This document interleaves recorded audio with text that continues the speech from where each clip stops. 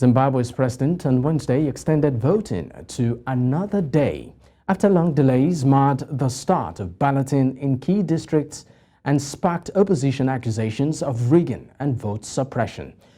Now, as polling began in some voting stations, it was only starting in others, prompting opposition accusations of vote manipulation after a campaign marked by tension and a clampdown.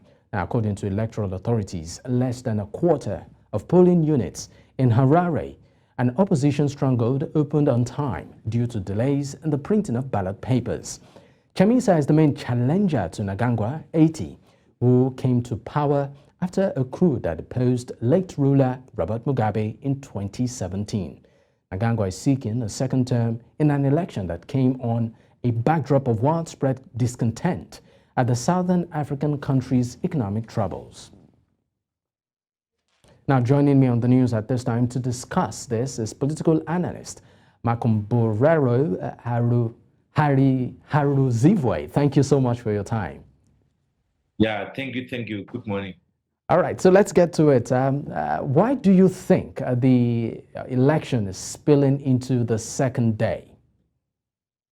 Elections are spilling into the second day is proof of how in 2023 Zimbabwe is experiencing the worst election ever in the history, not only of Zimbabwe, but also of Southern Africa.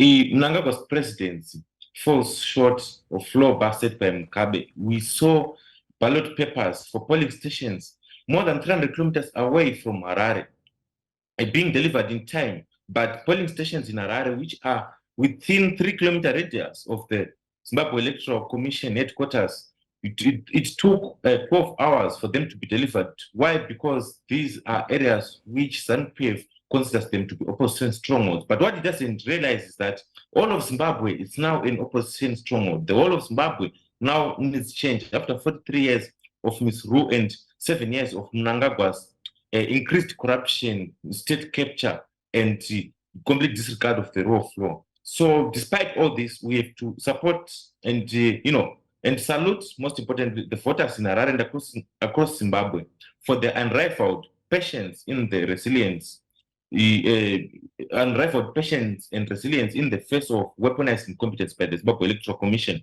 Emerson Mnangagwa and ZANU-PF are, however, aware that no matter how it frustrates voters through the information attacks like the fake flyers they distributed in Harare and other cities on the eve of the election, where they were trying to influence voters in opposition strongholds not to go and vote. Late opening of polls, late delivery of ballot papers, disrupting the internet and delivering wrong ballots will not make them win seats in Harare and other opposition strongholds. No. All this weaponized incompetence is aimed at corrupting the presidential votes so that they erode President. I'm sorry, but I just want to come in here. Don't you think that this particular extension could give room for some sort of malpractice, in the process?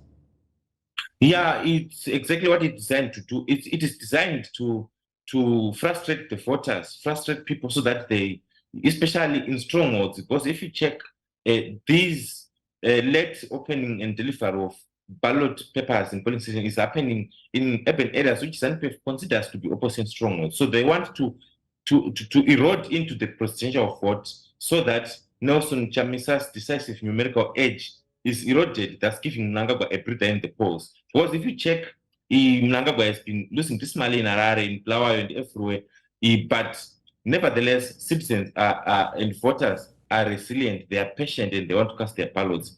Results trickling in from across the country, they are showing a landslide victory for the opposition, main opposition, Triple C, and also especially a landslide victory is looming for Nelson Chamisa. All right, thank you so much for your time. Thank you.